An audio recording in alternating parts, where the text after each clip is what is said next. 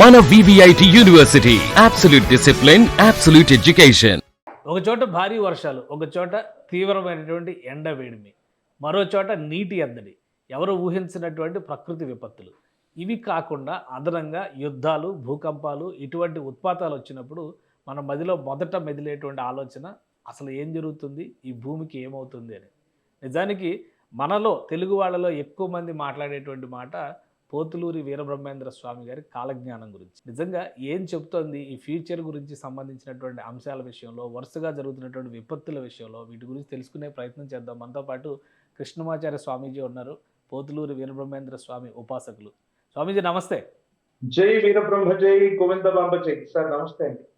ఈ మధ్య కాలంలో చూస్తుంటే ఎవరు ఊహించని విపత్తులు, ఒక 3 ఖండాలను కుదిపేసిన భూకంపాన్ని చూసాం. ఎక్కడా ఊహించని విధంగా యూరప్లో విపరీతమైనటువంటి ఎండల జడి, ఒక రకంగా రోజుకు 1000 మంది చనిపోయేటువంటి ఉత్పాతాన్ని చూసాం. చైనాలో విపరీతమైన ఈదులుగాలతో తుఫాన్లు బీభత్సం వస్తుంది. అలానే ఇండియాలో కూడా విపరీతమైన పరిస్థితులు, పాకిస్తాన్ ఇండియా సరిహద్దుల్లో నీటి ఎద్దడి, మరోవైపు ఇరాన్ అమెరికా యుద్ధం, ఉక్రెయిన్ రష్యా ఊహించని విధంగా కొనసాగుతున్నటువంటి పోరాటాలు, ఇవన్నీ చూస్తుంటే ఒక ఆందోళన కలుగుతుంది. ఏంటి అన్నిటికీ పరిష్కారం కాలజ్ఞానంలో ఉంది అంటారు కదా, ఏం చెప్తారు మీరు? ఒక వ్యక్తి యొక్క భూత భవిత వర్తమానాలు తెలియజేసే తిదివార నక్షత్ర యోగ కరణాలతో కూడిన జ్యోతిష్యమే అద్భుతమైతే, ఒక వ్యక్తే కాదు, ఒక వ్యక్తి, ఒక వ్యవస్థ, ఓ రాష్ట్రం, ఓ దేశం, యావత్ ప్రపంచ భవితని ముందుగానే ఊహిస్తే, కాలచక్రంతో సహా వివరించగలిగితే, మీరన్నట్టు అటువంటి అద్భుతమైన ఫలితాలు చెప్పగలిగిన మహనీయులు, అవతార పురుషులు జగద్గురు శ్రీమద్ విరాట్ పోతులూరి వీరబ్రహ్మేంద్ర స్వామి. అందుకే గురుదేవులు సాంద్ర సింధువేదమైనటువంటి కాలజ్ఞానం రూపంలో విశ్వభక్తిని 400 సంవత్సరాల క్రితమే చెప్పినటువంటి దాఖలా. వారు చెప్పినటువంటి ఒక అద్భుతమైనటువంటి మాట, కలియుగంలో 5000 గడిచినటువంటి మీదట పంచాంగములు పనికి మాలిన వైపోవు నవగ్రహంబుల నడక మారేను.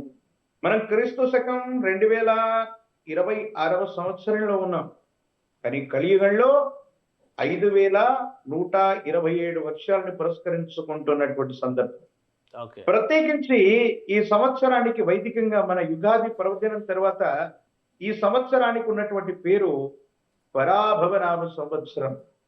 పరాభవాబ్ధే రాజానః ప్రాప్నునంతి పరాభవం భవంతి క్షుద్ర ధాన్యాని ప్రభూతాని సువృష్టయ అనేటువంటి పేరు. మీరన్నట్టు ప్రపంచంలో ఈ వింతలు, విచిత్రాలు, విశ్వ ప్రళయాలు జరగడానికి ఒక ప్రధానమైనటువంటి కారణం గురుదేవులు వీరబ్రహ్మేంద్ర స్వాముల వారి కాలజ్ఞానంలో చెప్పినట్టుగానే నవగ్రహాలు నడత తప్పి ప్రవర్తిస్తున్నటువంటి తరుణాన్ని మనం చూస్తున్నాం. సరిగ్గా మార్చి మాసం 3వ తారీఖు ఒక అద్భుతమైనటువంటి చంద్రగ్రహణాన్ని మనం చూస్తాం. ఆ చంద్రగ్రహణానికంటే కొన్ని గంటల ముందు పంచగ్రహ కూటమిని మనం చూసాం. ఎప్పుడైతే ఈ పంచగ్రహ కూటమి మొదలైందో, మీరు అన్నట్టుగా కొన్ని పాశ్చాత్య దేశాలు అవ్వచ్చు, ఇరాన్ ఇరాక్ల మధ్య అవ్వచ్చు, తీక్షణమైనటువంటి ఇబ్బందులు మనం చూస్తున్నాం.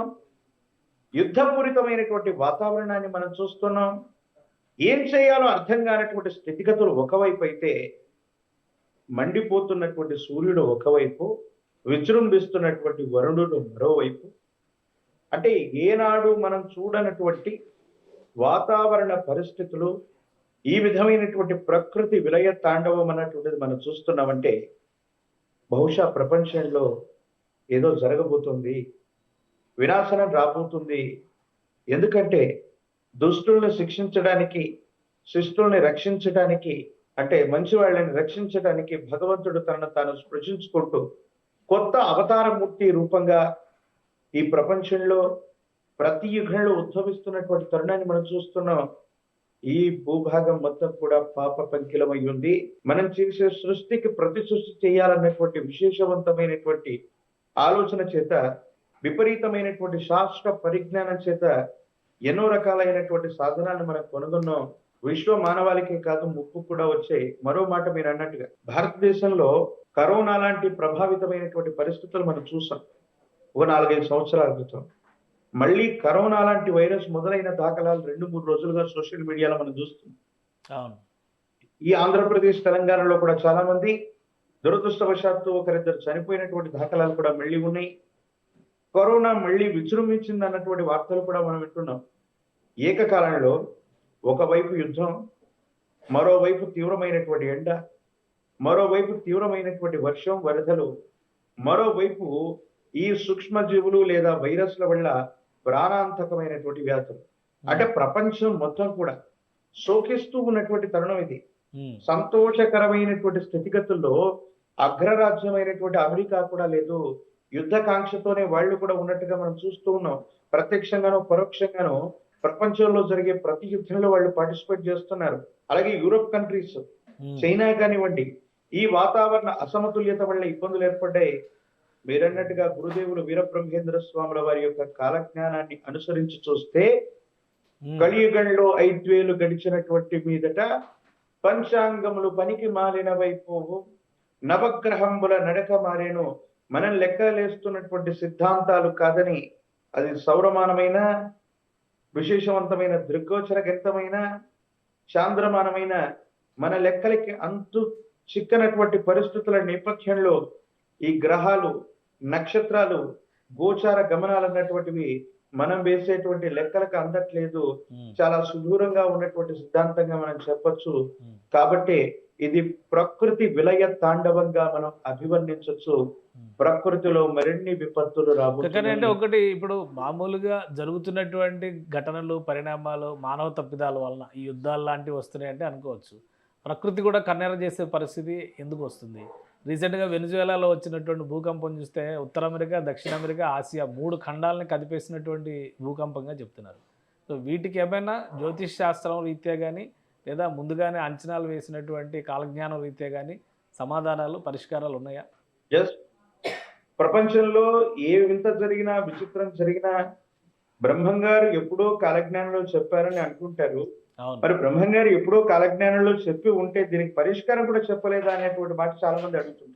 మరి గురుదేవుల కాలజ్ఞానం అంటే మరి ముందుగానే ఈ విషయాలన్నీ కూడా చెప్పబడి ఉంటే మరి దానికి పరిష్కారం కూడా చెప్పబడి లేదా అంటే తప్పకుండా గురుదేవులు విశేషవంతమైనటువంటి సాంద్ర సింధు వేదం ఇది.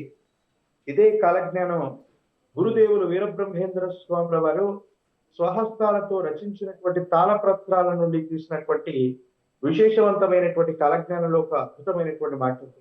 గురుదేవులు కాలజ్ఞానం రచించడంతో పాటు విశ్వ మానవాళికి ముప్పు ఏర్పడుతుంది అన్నటువంటి విషయాన్ని ముందే తెలియజేస్తుంది. ఒక అద్భుతమైనటువంటి క్రతువుని, ఒక మహా ద్వాదశాక్షరి మంత్రాన్ని ప్రపంచం కోసం ప్రకృతి విలయ తాండవం అయినప్పుడు ఈ భూభాగాన్ని సంరక్షించడానికి లోక కళ్యాణార్థం ఒక విధి విధానంతో ఒక మహా ద్వాదశాక్షరి మంత్రాన్ని స్వామివారు శ్రీ కాలజ్ఞానంలో చెప్పి ఉన్నారు. ఎవరైతే విశేషవంతమైనటువంటి స్థితిగతుల్లో ఈ మహా ద్వాదశాక్షరి మంత్రాన్ని చేయటంతో పాటు సనాతనమైనటువంటి ధర్మం, మనిషిగా జీవించడం, సనాతన ధర్మం అంటే కేవలం హిందుత్వాన్ని కాదు, మనిషిగా జీవిస్తూ ప్రకృతితో మమేకమవుతూ మానవత్వ విలువలతో కూడినటువంటి సమానత్వ విలువలతో కూడిన సమాజంలో ఎప్పుడైతే మనిషి ఉంటాడో ఈ ప్రకృతి విలయ తాండవం దానంతటా తగ్గిపోతుంది. స్వార్థపూరితమైనటువంటి ఆలోచనలతో మనిషి ప్రవర్తన చేయటంతో పాటుగా ప్రకృతిని చిన్న భిన్నం చేయటం, అక్రమమైనటువంటి మైనింగ్లు చేయటం, వృక్ష జాతులన్నింటినీ నిర్మూలింప చేయటం, జంతు జాతులన్నింటినీ కూడా నిర్మూలింపజేసేటువంటి ప్రయత్నం చేయటం, అనంతమైనటువంటి సంపద కోసం వ్యక్తులు లేదా వ్యవస్థలు, ప్రభుత్వాలు ఇవన్నీ చేసేటువంటి కొన్ని రకాలైనటువంటి క్రతువులు. భూగర్భంలో ఎన్నో రకాలైనటువంటి విశేషవంతమైనటువంటి ముడి ఖనిజాల కోసం ప్రభుత్వాలు కానివ్వండి, వ్యవస్థలు కానీ చేస్తున్నటువంటి అక్రమ మైనింగ్ అవ్వచ్చు, రీబోరింగ్ ప్రక్రియ ద్వారానే ఈ భూకంపాలన్నీ కూడా వస్తూ ఉన్నాయి. ప్రకృతిలో జరిగేటువంటి అలజడులన్నీ కూడా మన చర్యకు ప్రతిచర్యగా వస్తూ ఉన్నాయి తప్ప ప్రకృతి ఊరికే మనల్ని కన్నెర్ర చేయటం లేదు. ఆఖరికి సముద్రాలను కూడా మనిషి వదలట్లేదు. సముద్రాల మధ్య ఎక్కడో ఉన్నటువంటి ఐలాండ్స్ ను కూడా నివాసయోగ్యమైనటువంటి పరిస్థితులుగాను తన స్వార్థం కోసం ఉపయోగించుకుంటున్నటువంటి పరిస్థితులు మనం చూస్తాం. ప్రకృతిలో ఉన్నటువంటి పంచభూతాలని కలుషితం చేయటం, వాటిని నాశనం చేసేటువంటి పరిస్థితుల్లో భాగంగానే ప్రకృతి కన్నెర్ర చేసింది. వీరబ్రహ్మేంద్ర స్వామి వారు చెప్పినట్టుగా మనిషి మానవత్వ విలువలతో ఉంటూ సనాతనమైనటువంటి ధర్మంలో ప్రకృతితో మమేకమై జీవిస్తూ సృష్టికి ప్రతి సృష్టి చేయాలన్నటువంటి కాంక్ష కాకుండా ఆనాడు మన పూర్వీకులు మహర్షులు ఎలాంటి పరిస్థితుల్లో నివసించారో అలాంటి విశేషవంతమైనటువంటి స్థితిగతుల్లో ప్రకృతితో మమేకమై జీవిస్తేనే ఈ ప్రకృతి విలయ తాండవాళ్ళన్నటువంటి తగ్గుతాయి. లేకపోతే మీరు కానీ అన్నట్టు ఇప్పుడున్న ఆధునిక జీవన శైలిలో అది సాధ్యమయ్యేదన్న ప్రకృతితో కలిసి ఉండడం అనేది ఒక కళగా మారిపోతుందని అనిపిస్తుంది కదా. ఈ ఉత్పాతాలు చూసినాకైనా కానీ మనిషి మారడానికి అవకాశం ఉందా? మనుషులతో మాయాశక్తి మాట్లాడేనన్నటువంటి మొబైల్ ఫోన్, టీవీని ఇట్లాంటి అత్యాధునిక పరిస్థితులు మనం చూస్తున్నాం. ఉమ్, ఇవి లేకపోతే మన జీవన విధానం అనేటువంటిది ఒక నిమిషం, ఒక గంట కూడా ఉండదు. కానీ జరగబోయే ఒక ముందస్తు అంశాన్ని మీకు చెప్తున్నాను. ఒక రోజు, ఓ వారం రోజుల పాటు ఇంటర్నెట్ లాంటి వ్యవస్థలు స్తంభిస్తే జనజీవన శ్రవంతి ఏమవుతుంది? అవును. సో ఇలాంటి విపత్తులు కూడా జరగబోతున్నాయి. ఉమ్, మనం వాటికి కూడా మనం సిద్ధంగా ఉండాల్సినటువంటి పరిస్థితులు ఉన్నాయి. రైట్. ఓ 20 ఏళ్ల కాలం క్రితం మనకున్నటువంటి అత్యాధునిక సాధనాలు ఏవి? 20 సంవత్సరాల క్రితం మనకి ఇవన్నీ అందుబాటులో లేవు. 20 సంవత్సరాలు మన జీవితంలో ఇంటర్నెట్ అన్నటువంటిది ఇంటర్నెట్ అన్నటువంటి నెట్వర్క్ అన్నటువంటిది మన జీవితంలో ఒక భాగం అయిపోయింది. కనీసం 5 నిమిషాల పాటు ఇంటర్నెట్ స్తంభించిపోతే సోషల్ మీడియా ఏమైపోతుందో కూడా మనకు అర్థం కాదు. అంటే అలాంటి పరిస్థితులకు మనం వచ్చేస్తాం. కానీ వీరబ్రహ్మేంద్ర స్వామి వారు చెప్పినట్టుగా ఉమ్, ఈ ఇంటర్నెట్ లాంటి వ్యవస్థలు కూడా స్తంభించిపోయేటువంటి రోజులు దగ్గరలో ఉన్నాయి. బెటర్ ఏంటంటే లాక్డౌన్ లాంటి పరిస్థితిని 100 సంవత్సరాల్లో మనం ఎప్పుడు చూడలేదు. ఉమ్, ఇంట్లో నుంచి బయటికి కాలు కదపకుండా ఉండినటువంటి సందర్భాలు గడిచినటువంటి 100 సంవత్సరాలు లేవు. కానీ సుమారు 2 సంవత్సరాలు కొన్ని నెలల పాటు మనం అందరం కూడా ఉమ్, కాలు బయట పెట్టకుండా ఇంటికే లేదా క్వారంటైన్ సెంటర్ కు మాత్రమే అంకితమైనటువంటి పరిస్థితులు మనం చూస్తాం. నిజంగా చెప్తున్నాను, ప్రయాణాలు తగ్గిపోతాయి.